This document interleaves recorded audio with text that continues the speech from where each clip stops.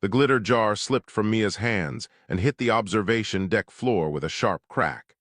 8-year-old fingers reached too late as the container split open, sending thousands of tiny sparkles across the reinforced glass.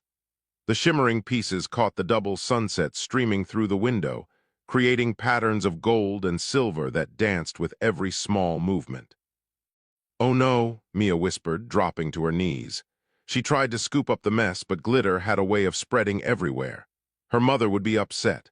Dr. Lena Ackafer had strict rules about keeping the research station clean. Below the observation window, something moved. Mia froze, her hands full of sparkling dust.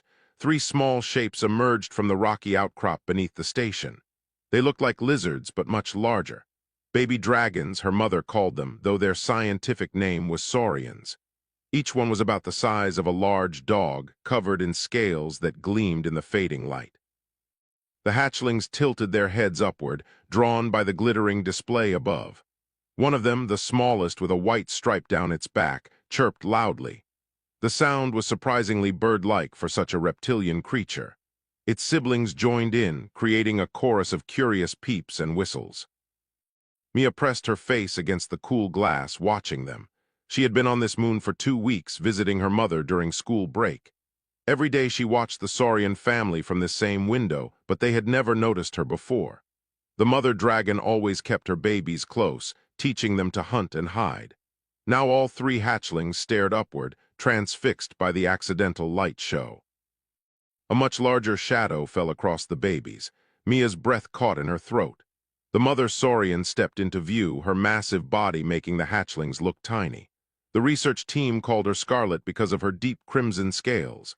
She stood nearly 3 meters tall, with claws as long as kitchen knives and teeth that could tear through metal. Her eyes, golden and sharp, scanned the area for threats. The hatchlings bounced excitedly, chirping and pointing their small snouts toward the window. Scarlet followed their gaze, her eyes locked directly onto Mia's face. The child stopped breathing. The dragon mother's stare was intense, calculating. Mia had never been this close to being noticed before. The observation glass was supposed to be one way, but somehow Scarlet seemed to see right through it. "Mia, what are you doing?" Her mother's voice made her jump. Dr. Lena Ackafer walked into the observation room, tablet in hand. She stopped short when she saw the glitter everywhere. "Sweetheart, what happened?" "I dropped it, I'm sorry, but Mom, look." Mia pointed down at the saurian family. Lena moved to the window, her expression shifting from annoyance to fascination. The hatchlings were pawing at the ground where a few pieces of glitter had drifted down through the ventilation grates. They picked up the tiny specks carefully, examining them in the fading sunlight. One held a piece up to its eye, watching it sparkle. Another tried to eat one, then spit it out with an indignant squeak. "Remarkable," Lena breathed. She activated her tablet, starting a video recording. "They're displaying curiosity toward an unfamiliar object. That's advanced behavior." The smallest hatchling found a cluster of glitter pieces and gathered them into a small pile. It arranged them carefully, then sat back to admire its work. The action was so deliberate, so purposeful, that even Lena gasped. "Are they playing?" Mia asked. "I think they might be." Lena zoomed in with her tablet's camera. "Saurians are supposed to be purely instinctual at this age. We've never documented play behavior in hatchlings before." Scarlet watched her offspring investigate the strange, sparkling material. Her body language remained tense, ready to attack if needed. But she didn't stop them. She didn't sweep them away to safety. Instead, she observed just as the humans were observing her. The door to the observation room hissed open. Commander Ralph entered, his feathered crest flattened in concern. The avian administrator looked like a tall, thin bird who had learned to walk upright. His species had been part of the Galactic Council for centuries.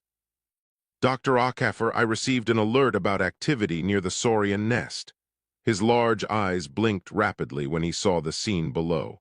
"What have you done?" "It was an accident," Lena said quickly. "My daughter dropped her craft supplies." "This is a contamination event. We have strict non-interference protocols." Ralph's voice rose in pitch, a sign of stress in his species. Saurians are extremely dangerous. Any interaction could provoke an attack. They're not attacking, Mia said softly. They like it. Below the hatchlings continued to play with the glitter pieces. The one with a dark patch on its shoulder started tossing a sparkle to its siblings. They batted it back and forth between them, creating an impromptu game. Their mother sat down, her tail curling around her body. She was still watchful, still ready to defend her young, but something in her posture had relaxed.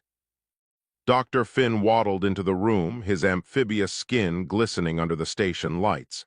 The research assistant's eyes widened at the scene. This is unprecedented. We should document everything. We should stop this immediately, Ralph countered. The last research team that attempted contact with Saurians lost 3 members. We're not attempting contact, Lena said firmly. We're observing natural behavior in response to an environmental change. Mia watched the hatchlings play. The smallest one picked up its favorite glitter piece and brought it to its mother. Scarlet lowered her enormous head, examining the tiny sparkle on her baby's claw.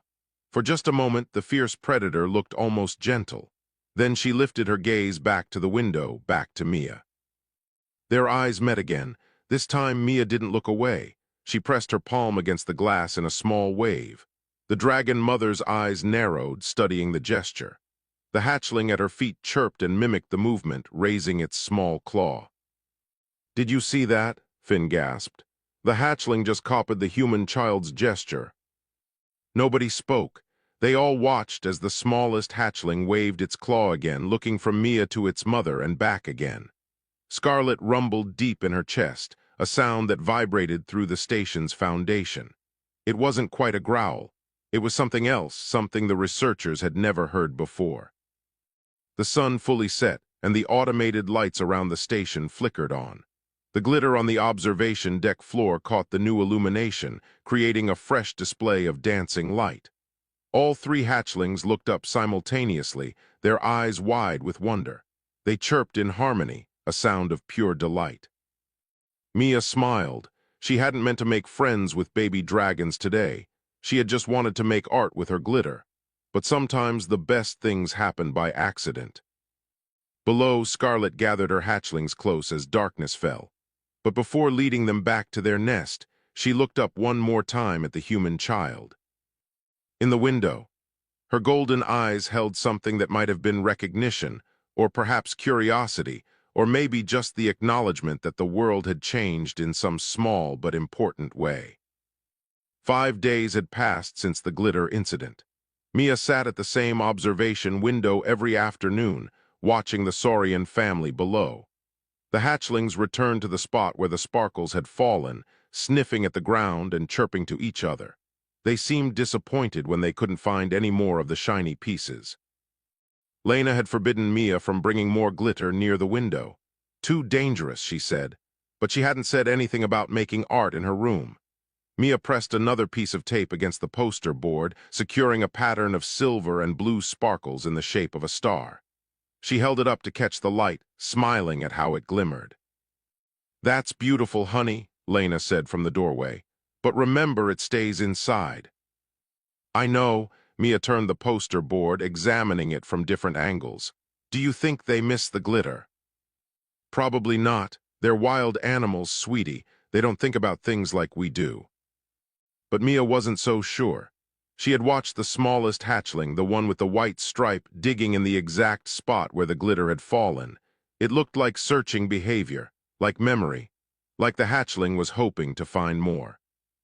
That night, wind began to howl across the moon's surface. Mia woke to the sound of metal groaning and the station's emergency systems beeping. She ran to her mother's quarters, finding Lena already awake and checking monitors. "It's a storm," Lena explained, pulling Mia close. "A big one. The station is secure, don't worry." "What about the dragons?"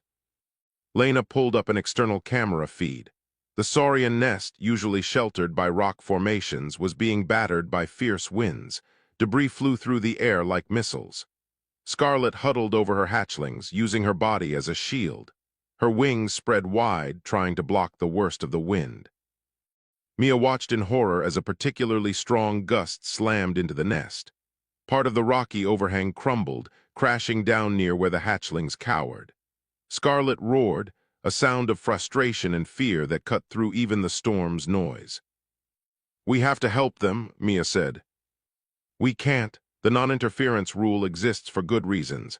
Besides, Saurians are incredibly resilient. They'll survive." But as they watched, another piece of the nest broke away. The smallest hatchling, the one Mia thought of as Stripe, got caught by a gust of wind.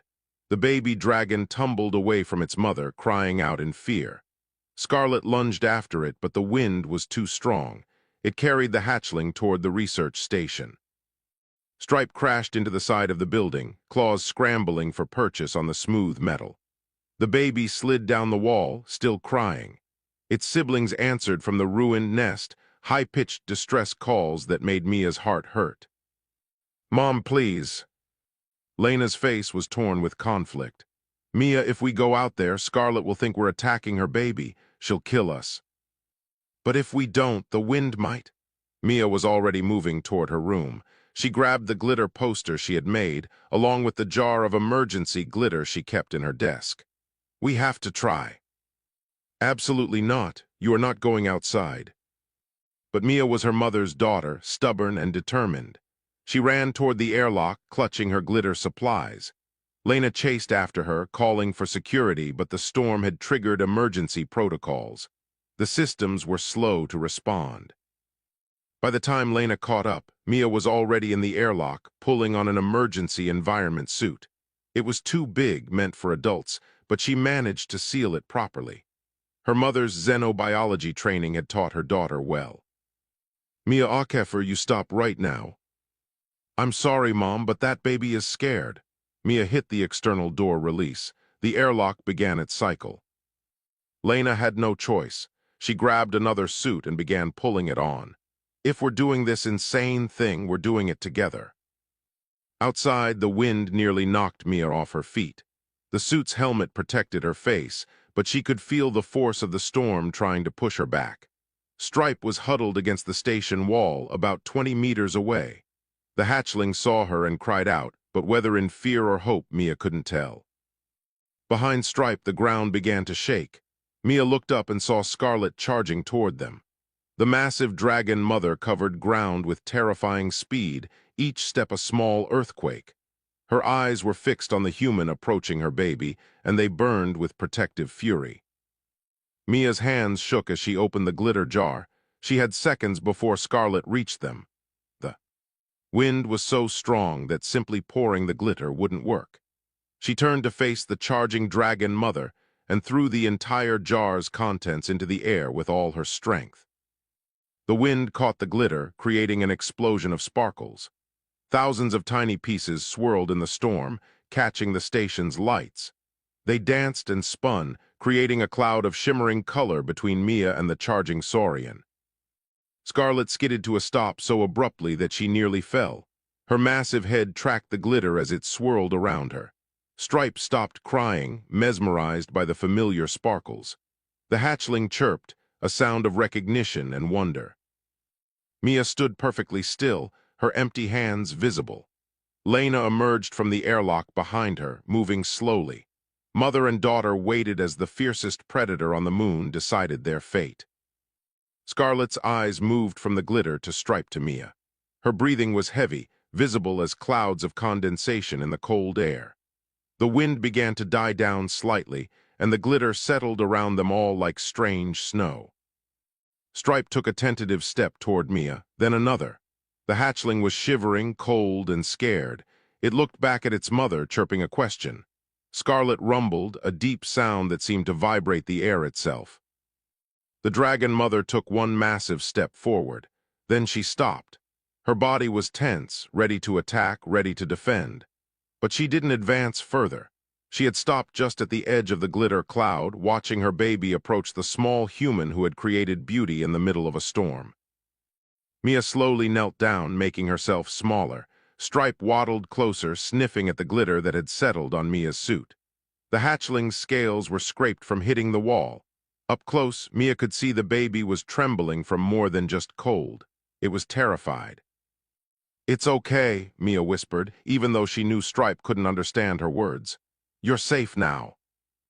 Lena kept her eyes on Scarlet, ready to grab Mia if the dragon attacked. But Scarlet remained still, watching. From the damaged nest, the other two hatchlings cried out. Stripe answered them, then looked at Mia again. The baby dragon was caught between two sources of safety, two sources of warmth, unable to choose. The three of them formed a strange triangle in the dying storm. Scarlet at one point, massive and deadly. Mia at another, small and vulnerable in her oversized suit. Stripe in the middle, a baby caught between instinct and curiosity. The wind still howled, but softer now, as if even the weather was holding its breath. From the ruined nest, the other two hatchlings made their decision. They scrambled over debris and charged toward their sibling, ignoring their mother's warning growl. The one with the dark patch on its shoulder reached Stripe first, nuzzling against its smaller sibling.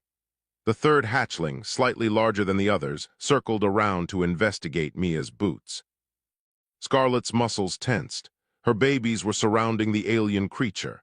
Everything in her biology screamed at her to attack, to eliminate the threat, to protect her offspring.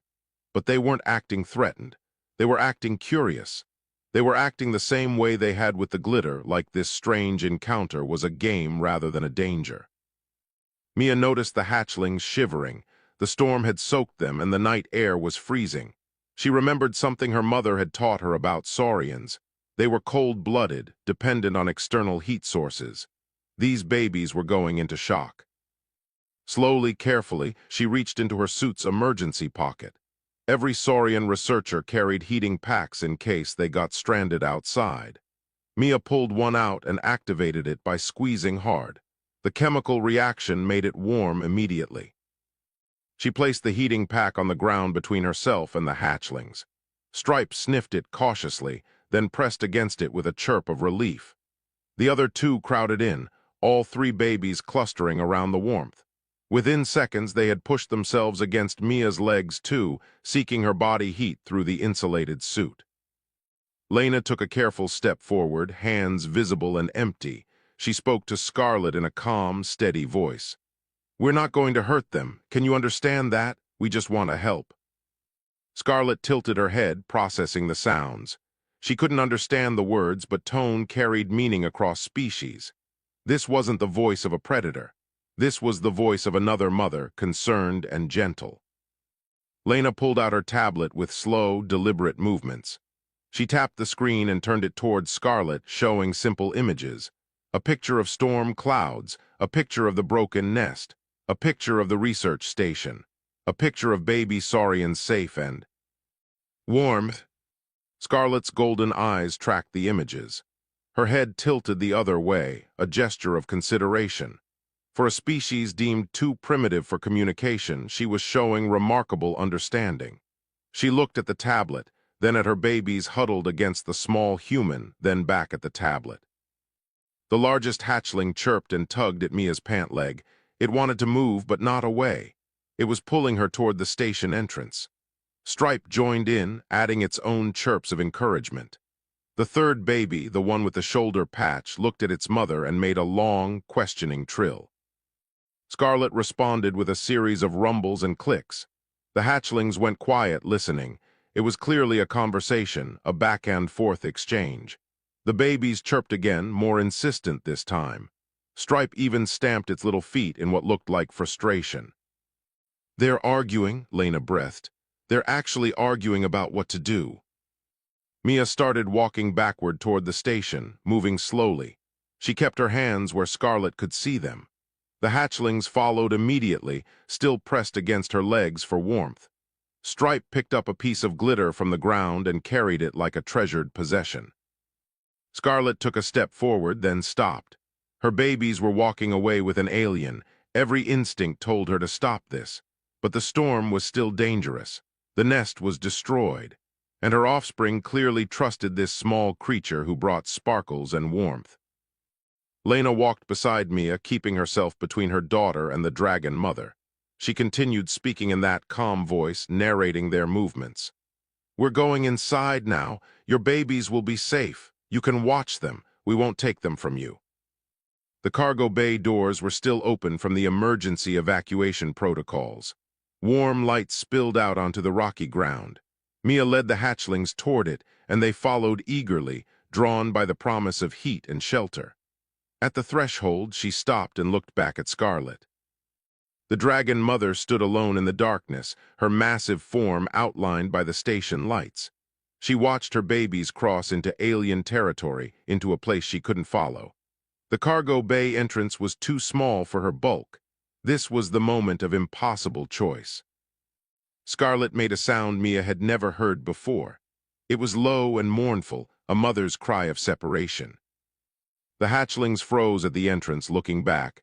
Stripe chirped urgently, calling to its mother, but Scarlet didn't advance. She couldn't fit. Physics made the choice for her. Inside the cargo bay, Lena had already set up heating lamps and soft materials for bedding. The research team had prepared the space during the storm, hoping to save any wildlife that needed shelter. They just hadn't expected that wildlife to be baby saurians. Commander Ralph watched through the interior window, his crest fully raised in alarm. Dr. Finn was recording everything, his hands shaking with excitement or fear or both. Other station personnel crowded around monitors, watching history unfold. Mia sat down on the warm floor, and the hatchlings immediately piled onto her lap. They were too big for this, their combined weight making her legs go numb, but she didn't care. She pulled out her glitter poster from inside her suit and spread it on the ground. The babies chirped with delight, touching the sparkles with careful claws. Outside, Scarlet paced at the entrance. She could see her babies through the doorway, see them settling down with the human child, see them safe and warm and content. Lena approached the dragon mother slowly, carrying more heating lamps. She set them up near the entrance, creating a warm zone where Scarlet could rest while keeping her offspring in sight. Then Lena did something that made the entire research team gasp. She positioned a monitor screen at dragon eye level, angled so Scarlet could see inside the cargo bay clearly. On the screen, Mia was showing the hatchlings how to make patterns with glitter. Stripe tried to copy her, using its claws to push sparkles into a line. The other two watched, learning. It was play and education combined, the foundation of intelligence. Scarlet looked at the screen, then through the doorway, then back at the screen. She rumbled softly, a sound that might have been acceptance or resignation or perhaps gratitude. Then she settled down near the heating lamps, her eyes fixed on the monitor. She would rest here, where she could watch over her young even though they were in alien hands. Inside, Stripe fell asleep on Mia's lap, one claw still clutching a piece of glitter. Dawn broke across the moon's surface in shades of purple and gold. Mia had spent the entire night in the cargo bay, refusing to leave the hatchlings. She had fallen asleep sometime around midnight, curled up with 3 baby dragons, using her as a heating pad. Lena had covered them all with thermal blankets and stood guard until exhaustion forced her to take shifts with Dr. Finn. Now Mia woke to the sound of chirping. The hatchlings were awake, exploring their temporary home with renewed energy. The storm had passed completely, leaving the moon's surface clean and quiet. Stripe found a smooth stone and brought it to Mia like a gift. The hatchling with the shoulder patch, which Mia had started calling Patch, was investigating a corner where some glitter had scattered. The largest one, whom Mia had decided to call Tiny as a joke about its size, stood at the cargo bay entrance looking out. Beyond the doorway, Scarlet was still there. She had never left her post. The dragon mother lifted her head when she saw her babies moving, checking that all 3 were accounted for. Lena entered the bay carrying breakfast for Mia and some raw protein supplements that might work for saurian hatchlings. "How did you sleep?" "Good, they're really warm." Mia accepted the food gratefully. "Mom, what happens now? The storm is over." "I suppose they go back to their mother." But even as Lena said it, she could see the problem. The hatchlings should be eager to return to Scarlet. Instead, they were contentedly playing in the cargo bay, treating it like a new nest. Mia shared some of her breakfast with the hatchlings. They sniffed the food curiously but didn't eat it. Stripe brought over more glitter pieces instead, arranging them in small piles. Patch found some soft fabric and started making a nest with it. Tiny remained at the entrance, making questioning sounds at its mother. Scarlet rumbled back a clear command, "Come here, return to me." The hatchlings looked at each other, then at Mia, then back at their mother. They were clearly torn. Tiny took a step toward Scarlet, then stopped and looked back at its siblings. "They don't want to leave," Dr. Finn observed from the doorway. "This is fascinating. They've formed an attachment to the human child in less than 12 hours. Commander Routh joined him, looking less alarmed than he had during the storm. "Dr. Acaffer, the Galactic Council is requesting an immediate report. They're calling this situation unprecedented." "Tell them we're managing it carefully," Lena said. She watched Mia gently pet Stripe's head. The hatchling leaned into the touch, eyes closing in contentment. "Tell them humans have made peaceful contact with Saurians." "Peaceful contact led by an 8-year-old with glitter," Routh muttered, but there was something like admiration in his voice. Mia stood up, holding Stripe carefully. The hatchling was heavier than it looked, solid muscle under those scales. She walked toward the entrance, toward Scarlet. Patch and Tiny followed immediately, unwilling to be separated from their sibling or their new friend. Lena's heart jumped into her throat. "Mia, what are you doing?"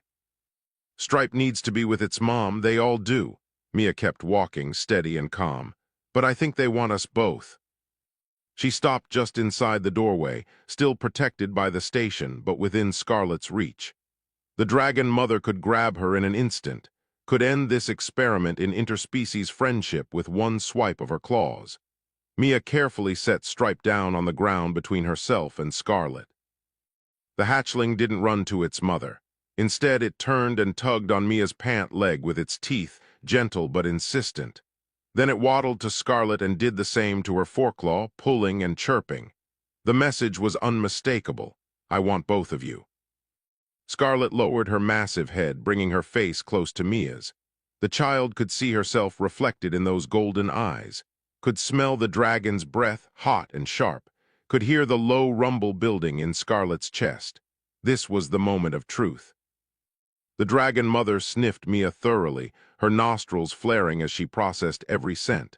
She could smell fear, yes, but not the sharp tang of hostile intent. She could smell her baby's scent all over this small creature, could smell care and warmth and protection, the same smells she carried herself when tending her young.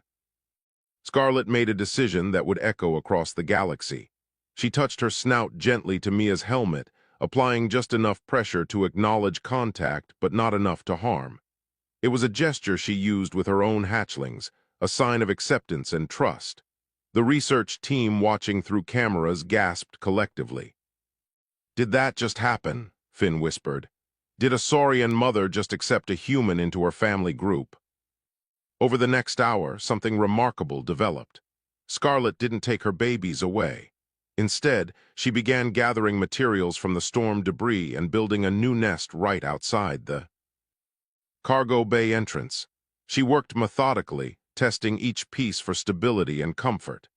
The hatchlings ran back and forth between helping their mother and playing with Mia, bridging two worlds with their endless energy. Lena brought out safe building materials from the station's supplies. Soft insulation foam, heat-reflective blankets, smooth metal plates that would hold warmth. She set them near the construction site, not approaching Scarlet directly. The dragon mother examined each item, then incorporated the useful ones into her nest. It became a hybrid structure, part natural dragon nest and part human engineering. By midday, the arrangement was clear. The hatchlings would spend mornings with Scarlet, learning to hunt the small creatures that lived in the rocks. She would teach them to use their claws, to understand the moon's dangers, to survive.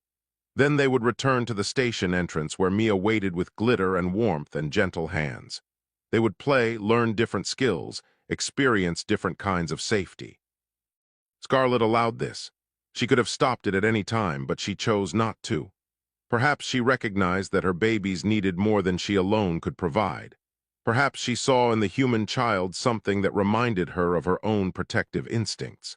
Or perhaps, in some way that transcended species, she understood that the universe was offering her offspring a gift, and only a fool would refuse it. That evening, as the twin suns set again, Mia sat with her back against the cargo bay wall. Stripe was curled in her lap, sleeping peacefully. Patch and Tiny dozed nearby, their bellies full from the small prey Scarlet had taught them to catch. The dragon mother rested in her new nest, positioned so she could watch both the horizon and the station entrance simultaneously. Lena sat beside her daughter, arm around her shoulders. "You know what you've done, don't you? You've achieved what dozens of researchers said was impossible." "I just wanted to help them," Mia said simply. "They were scared." "And that's exactly why it worked." Lena kissed the top of her daughter's head. "Sometimes the best solutions come from the simplest hearts." 3 weeks had transformed the research station from a quiet outpost into the most watched location in the galaxy. Mia sat cross-legged on the ground, teaching Patch how to sort glitter by color. The hatchling had become remarkably good at it, using its claws with surprising precision. Nearby, Stripe was attempting to draw patterns in the dust with a stick, mimicking the way Mia made designs. Tiny had discovered music and would bounce excitedly whenever anyone played recordings through the station's external speakers. Scarlet observed it all from her nest, which had grown more elaborate over the weeks. She had started adding decorative elements, smooth stones arranged in patterns, pieces of colored metal positioned to catch the light. When Mia had first noticed this, she had cried with joy. The fierce dragon mother was making art. Today was different. Today, the Galactic Council representatives were arriving. Lena adjusted her formal clothes nervously. She had been rehearsing her presentation for days. How to explain that her 8-year-old daughter had accomplished what trained xenologists couldn't. How to describe the bond forming between human child and dragon family. "Dr. Ockafer, they're landing now," Commander Ralph announced. His crest was perfectly groomed for the occasion. Even Finn had cleaned his research equipment to an unusual shine. The shuttle descended onto the landing pad, carrying representatives from 7 different species.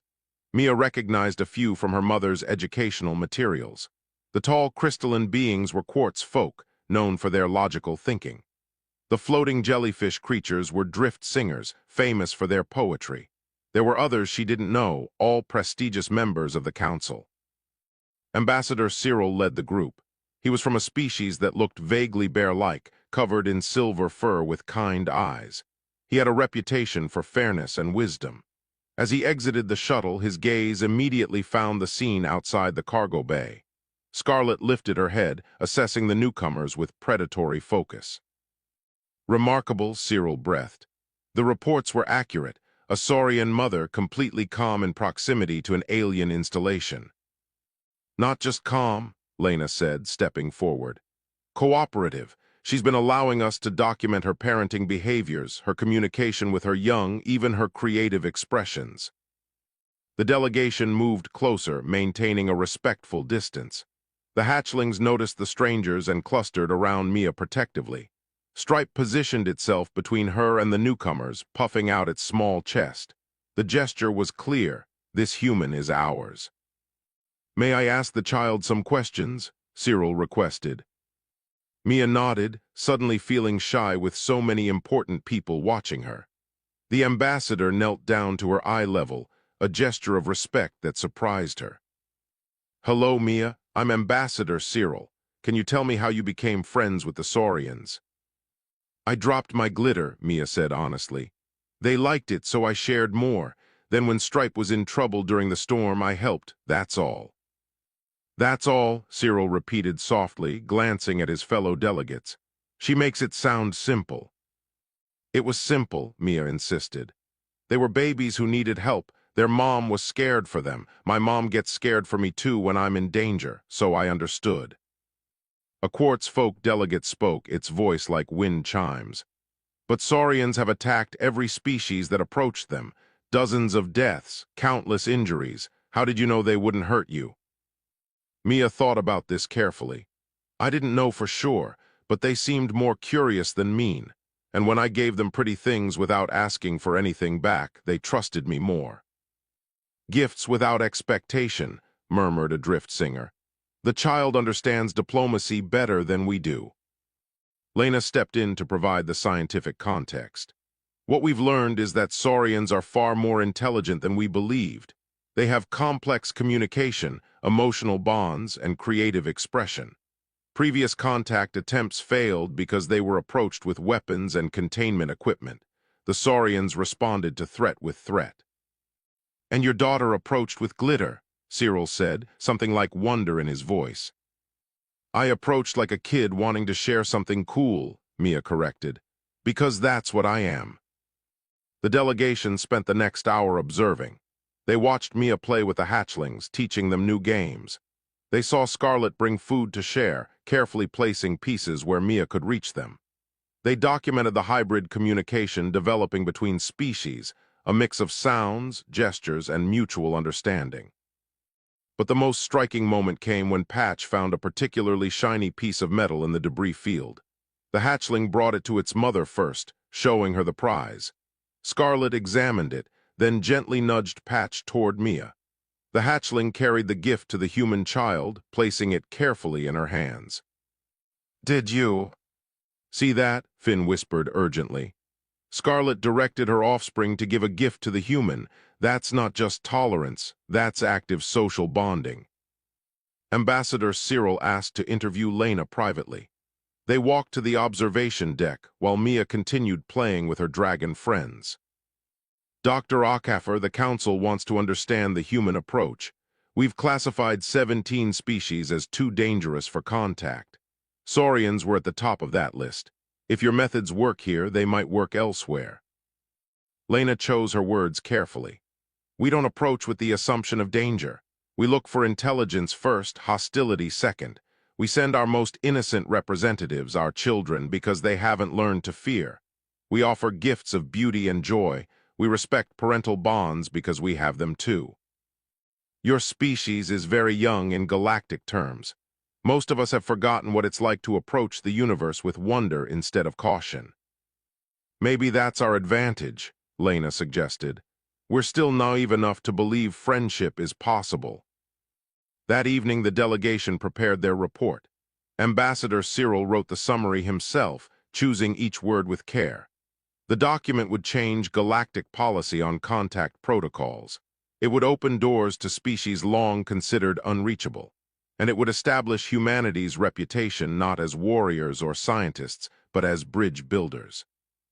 As the shuttle prepared to depart, Cyril knelt beside Mia one more time. "Thank you for teaching us something we had forgotten, that sometimes the bravest thing to do is offer kindness." Mia just smiled and held up a new glitter creation. Stripe, Patch, and Tiny had helped make it, their claw marks visible in the patterns. It was messy and imperfect and absolutely beautiful, just like the friendship it represented. Scarlet watched the shuttle leave, then settled into her nest with her hatchlings. Mia leaned against the dragon mother's warm side, and Scarlet didn't move away. The fierce predator and the small human child rested together as stars appeared overhead, proof that the universe was full of unexpected possibilities. 2 months later, the research station had become something nobody had planned. Other Saurian families had started approaching, drawn by the sight of Scarlet and her hatchlings living peacefully alongside humans. What began as one dragon mother's impossible choice had sparked a movement among her species. Mia stood beside the completed glitter installation, admiring their work. It had taken weeks to build, a massive spiral of crystallized glitter pieces embedded in a metal framework. The structure caught both sunlight and starlight, creating a beacon visible for kilometers. Scarlet had helped design it, using her claws to indicate where certain colors should go. The hatchlings had contributed too, choosing their favorite shades and patterns. Now it stood as a monument to an accidental friendship that changed the galaxy. "It's beautiful," Lena said, camera recording the moment. "The Council wants to replicate this design on other worlds, places where they're attempting new contact protocols." Mia adjusted the ribbon around Scarlet's neck. The dragon mother wore it proudly, a collar made from glitter pieces suspended in clear resin. It caught the light as she moved, sparkling with every breath. She had allowed Mia to put it on without hesitation, understanding it was decoration, not restraint. 3 more Saurian families had moved into the area around the station. Their mothers watched Scarlet carefully, learning from her example. Their hatchlings played with human children who had arrived with new research families. The station population had tripled, with volunteers from across the galaxy wanting to study this unprecedented cooperation. Tiny, now almost twice the size it had been when they first met, was teaching a younger hatchling how to play catch with smooth stones. Patch had discovered a love for music and would sway to any rhythm, creating dances that its siblings tried to copy. Stripe, still the smallest and gentlest, had become Mia's constant companion, following her everywhere. "Mia, we need to talk," Lena said gently. She sat on a warm rock and Mia joined her. Stripe curled up at their feet, content to doze in the sunshine. "School starts next month. We need to return to Earth." Mia had known this conversation was coming. Her chest felt tight. But what about Stripe and Patch and Tiny? "They'll be fine. They have their mother and their community. You've taught them so much, sweetheart, but they're wild creatures. They belong here." "I belong here too now," Mia said quietly. Tears started forming in her eyes. "They're my friends." Scarlet, hearing the distress in Mia's voice, lifted her head. The dragon mother rumbled a question, concern evident in her tone. She had learned to recognize human emotions over the past months. The hatchlings woke up, sensing something was wrong. Lena pulled Mia into a hug. "I know it's hard, but you've done something amazing. You've shown the galaxy that friendship crosses all boundaries. That's going to help so many other species connect with each other." "I don't want to help other species," Mia sobbed. "I just want to stay with my dragons." That night, a solution emerged from an unexpected source. Commander Routh approached Lena with a proposal from the Galactic Council. They wanted to establish a permanent cultural exchange program. Human families would rotate through the station for extended stays, learning from the Saurians. In return, young Saurians who wanted to explore beyond their moon would have the opportunity. "They're offering you the position of permanent director," Routh explained. "The station would become a proper colony, homes, schools, everything a community needs. Mia could grow up here if you choose." Lena looked at her daughter sleeping in the cargo bay, surrounded by dragon hatchlings who had claimed her as part of their family. She thought about the groundbreaking research happening here, the bridges being built between species. She thought about her own career, the opportunities this represented. But mostly, she thought about Mia's happiness. 3 weeks later, their new home was ready. It wasn't fancy, but it had rooms for both of them and a large outdoor space where the hatchlings could visit. Scarlet approved of the location, building her nest nearby. The dragon mother had become more than a research subject. She was a friend, a co-parent in the strangest sense, and a symbol of hope. On moving day, Mia organized her glitter collection in the new house. She had accumulated quite a supply, donated by well-wishers from across the galaxy. Every species seemed to have their version of glitter, materials that caught light and brought joy. Her favorites were still the simple ones from Earth, but she appreciated them all. Stripe wandered through the new house, sniffing everything. The hatchling had grown confident enough to explore human spaces without its mother present. Patch and Tiny waited outside with Scarlet, all of them watching Mia's new home with interest. "Do you like it?" Mia asked Stripe. The hatchling chirped and rubbed against her legs, clearly approving. That evening, the entire community gathered for the installation's dedication ceremony. Ambassador Cyril had returned, along with representatives from the 17 species previously deemed too dangerous for contact. Humans had been invited to attempt first contact with 3 of them, using methods learned from Mia's success. "We stand here today because a child saw beyond fear," Cyril announced to the assembled crowd. "Because she offered beauty instead of weapons. Because she recognized that all parents, regardless of species, love their children fiercely." Mia activated the installation's lighting system. The glitter beacon blazed to life, its colors dancing across the gathered species. Saurian hatchlings chirped in delight. Human children applauded. Alien delegates made their various sounds of approval. Scarlet stood beside the installation, her head raised proudly. She had traveled far from the isolated predator who once attacked anything approaching her nest. Now she was teaching other Saurian mothers that not all strangers were threats, that sometimes the small creatures bearing gifts could become family. Mia looked around at her expanded world. Human friends and dragon friends all together, research that would change the galaxy happening in her backyard.